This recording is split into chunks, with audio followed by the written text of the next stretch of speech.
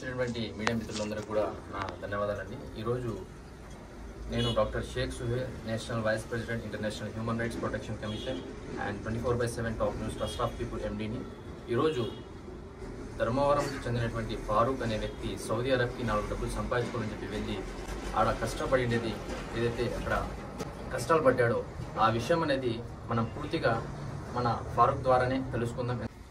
అందరికీ నమస్కారము. నేను మేడం థ్యాంక్ యూ మేడం. మన సుహేల్ అన్న మళ్ళీ వచ్చి ముజీబ్ వీళ్ళిద్దరూ వచ్చి నాకు నేను మొత్తం ఆడ పని చేసింది మేడం. నేను ఆడ అతను హౌస్ డ్రైవర్ వీసా అని చెప్పి నాకు వీసా ఇచ్చినాడు. వీసా ఇచ్చినాక నేను ఆ సౌదీకి పోయినాక అతను ఏం చెప్పినాడు, నేను నీ పిలిపించినది నా దగ్గర 3 అంతస్తులు 5 బిల్డింగ్లు ఉన్నాయి, అది నువ్వు ప్రతిరోజు కడగల్లా. నేను ఆటికి చెప్పినాను, నేను వచ్చింది హౌస్ డ్రైవర్ వీసాకి, నా దగ్గర సౌదీ లైసెన్స్ కూడా ఉంది నా దగ్గర, నేను వచ్చింది హౌస్ డ్రైవర్ వీసా పనిచేసేకి, నేను ఈ పని చేసే కాదు అంటే, లేదు నువ్వు చేయాల్సిందే అంటే ఇంకా నేను అతనితో ఇంక ఎలా గొడవ పెట్టుకోవాలా, ఊరికే ఏం చేసినా కూడా నా దేశం కూడా కాదు అది అన్న. ఎంతమంది అయితే Saudi, Kuwait, Dubai, Oman, Khattar, Bahrain ఎవరెవరైతే పోవాలా అని అనుకుంటున్నారో అన్న, మన దేశాన్ని మించిన ఇంకోటి సంపద లేదు. పరువురు లాభం కన్నా ఉన్నూరు నష్టమే మీదని సార్ నాకు చెప్పినారు.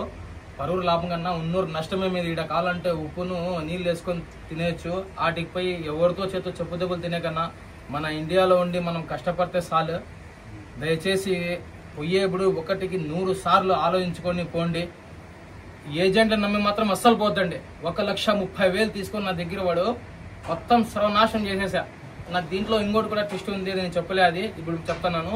నాకు మా కఫీల్ నాకు ఇకామా చేపిలే, తస్రీ అని ఉంటుంది. హజ్ చేసే టైంలో మక్కాలో ఉండాలంటే తస్రీ కావాలా, ఆ తస్రీ కూడా నాకు చేపిలే. అందుకోసం నాకు 20,000 రియాల్ అంటే ఇండియా చొప్పున 4 లక్షలు ఫైన్ వచ్చిండే. నాకు 4,50,000 రూపాయలు నాకు ఫైన్ వచ్చిండే. ఆ ఫైన్ చూస్తాను నా కన్ను తిరిగి తబ్బని కిందికి పడిపోయినట్లేను. ఆ వీడియో కూడా నా దగ్గర ఉంది, అతను తీసినాడు వీడియో పాపం నిజాం సార్. నాకు ఏం చేయాలో అర్థం కాలే. ఇక్కడ చూస్తే నాకు రూపాయలు లేదు నా దగ్గర, 4,50,000 నాకు ఫైన్ వచ్చింది. ఆ నిజాం సార్ కోర్ట్ అంట యాడో తిరిగి తిరిగి తిరిగి తిరిగి లాస్ట్కి నా వీడియోలు మొత్తం చూపించినాక అక్కడ గవర్నమెంట్ నాకు ఆ ఫైన్ తొలగించేసి అది కూడా వాని మీద పంపించేస్తారు, కఫీల్ మీద పంపించి, అది కూడా అతని మీద పంపించినారు. ఎందుకంటే ఇకామా చేయాల్సింది అదంతా అతను కాబట్టి అతను చేపిలే, అందుకోసమే అతని మీద పంపించేస్తున్నారు. నేను అందరికీ మళ్ళీ థ్యాంక్ యూ చెప్తున్నాను.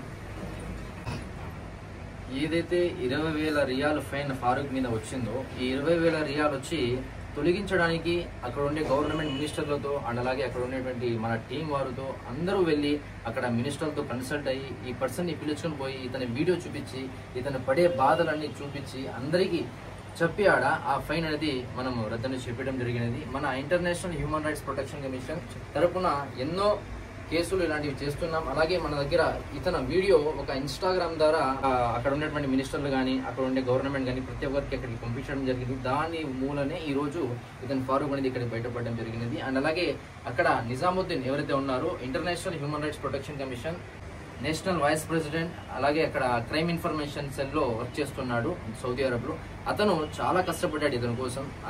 అతను పన్ను విడిచిపెట్టుకొని ఇతనితో పాటు కోర్టుకు వెళ్ళి డబ్బులు ఖర్చు పెట్టుకొని ఇన్స్టాగ్రామ్ ద్వారా ఏదైతే వీడియో పోస్ట్ చేశామో ఆ వీడియో ద్వారా అమౌంట్ కూడా ఈయనకి రావడం జరిగింది. ఆ అమౌంట్ ద్వారానే ఇతను 1.5 నెల కష్టపడి ఆడ అందరి దగ్గర, కోర్టుల దగ్గర, పోలీస్ స్టేషన్ దగ్గర అండ్ అలాగే లేబర్ కమిషన్ దగ్గర, కమిషనర్ల దగ్గర, అందరి దగ్గర తిరగడం జరిగినది. ఒక international human rights protection commission ద్వారానే ఇదంతా స్వార్థమైనడం జరిగినది. ఎందుకంటే ఇది ఎవరు కూడా పిలుచుకురావడం చాలా చిన్న విషయం కాదు, చాలా పెద్ద విషయం అండి. ఎందుకంటే ఫారూక్ అనే వ్యక్తి ఎంత బాధపడినాడంటే అది నేను చెప్పలేను. అతనే ఇప్పుడు మీకు వీడియో రూపంలో కూడా చూపించడం జరిగింది. ప్రతి ఒక్కరు చూశారు ఆ వీడియో. అండ్ దాదాపు 1 మిలియన్ కానీ అండ్ అలాగే అదర్ స్టేట్స్ కానీ వేరే దేశాలు కానీ లండన్ నుండి నాకు ఫోన్ వచ్చింది. అండ్ అక్కడ నుంచి ఎంతమంది మీకు ఫోన్ చేశారు? కనీసం అన్నా కూడా లండన్ నుండి మళ్ళీ దుబాయ్, బహ్రెయిన్ ఇదంతా మళ్ళీ కనీసం అన్నా కూడా నాకు ఒక చెప్పలేదు మేడం. నా ఫోన్ నిండిపోయినా మేడం ఫోన్లతో, ఫోన్ నైట్లే డేలే ఈవెన్ 24 అవర్స్ నాకు ఫోన్లు వస్తానండి. లండన్ నుండి కూడా ఫోన్లు వచ్చినాయి మేడం. అందరూ సహాయం చేశారు, ఫోన్లు చేసి నాకు ధైర్యం చెప్పినాను మేడం. నాకు ఇది ఇతను రావడం ముఖ్య కారణం ఏమంటే ఒక ఇన్స్టాగ్రామ్ ద్వారా ఎవరైతే నా ఫాలోవర్స్ ఉన్నారో ప్రతి ఒక్కరు కూడా ధన్యవాదాలు నేను తెలియజేస్తున్నాను. ఎందుకంటే ఇక్కడ ఫారూక్ వచ్చాడంటే అది మా ఒక్క క్రెడిట్ కాదు, ఒక international human rights protection commission తో పాటు మీ క్రెడిట్ కూడా ఉందండి, అందరిది కూడా. ఎందుకంటే ఇక్కడ ఈ రోజు ఫారూక్ గారు వాళ్ళ పిల్లలతో సంతోషంగా ఉన్నాడంటే అది మీరు కూడా దీనిలో భాగస్వామ్యంగా ఉన్నారు. అలాగే మన సుమలత మేడం గారు నేషనల్ లీగల్ అడ్వైజర్ గా మన international human rights protection commission లో వర్క్ చేస్తున్నారు. అండ్ అలాగే మేడం గారు తరఫు నుంచి కూడా ఇంకా 40-50 మంది వరకు ఇలా ఉన్నారు. చాలా నాకు ఫోన్ చేస్తున్నారు, వీడియో కాల్స్ చేస్తున్నారు. అన్న నాకు కూడా బయటికి రప్పించండి అన్న, నా దేశానికి నాకు పంపించండి అన్న, జస్ట్ ఒక టికెట్ నాకు అరేంజ్ చేయండి అన్న, లేకపోతే నాకు ఏదో ఒకటి చేయండి అన్న, లేకపోతే నేను చచ్చిపోతాను ఇక్కడే అని చెప్పి చాలా మంది నాకు ఫోన్ చేయడం జరుగుతుంది. ఈరోజు ఈ ప్రెస్ మీట్కి హాజరైనందుకు ధన్యవాదాలు. ఫరూక్ గారు సౌదీ అరేబియాలో 2 నెలలుగా ఎన్ని ఇబ్బందులు పడ్డారో ఇన్స్టాగ్రామ్ ద్వారా మరియు ఫేస్బుక్ ద్వారా అందరూ చూశారు. అలా ఇతర దేశాల్లో పని కోసమని వెళ్ళి ఎంతో మంది మన ఇండియా వాళ్ళు ఇబ్బందులకు గురవుతున్నారు. దీని పట్ల మేము హ్యూమన్ రైట్స్ ఆర్గనైజేషన్ తరఫున ఇంటర్నేషనల్ వైడ్ గా మాది ఆర్గనైజేషన్ పనిచేస్తుంది. ప్రతి దేశంలో కూడా మా ఆర్గనైజేషన్ సేవలు అందిస్తుంది. అలా మాకు సౌదీలో ఉన్నటువంటి మా ఆర్గనైజేషన్ మెంబర్ 1.5 నెలల పాటు ఫరూక్ గారితో ఉండి లీగల్ గా కావాల్సిన సహాయం అంతా చేస్తూ తన ఆర్థికంగా కూడా సహాయం చేసి అతను ఇండియాకు వచ్చేంత వరకు కూడా మా ఆర్గనైజేషన్ తరఫున సహాయం చేయడం జరిగింది. ఇలాగే మేము ఎంతో మందికి సర్వీస్ చేయడానికి రెడీగా ఉన్నాము.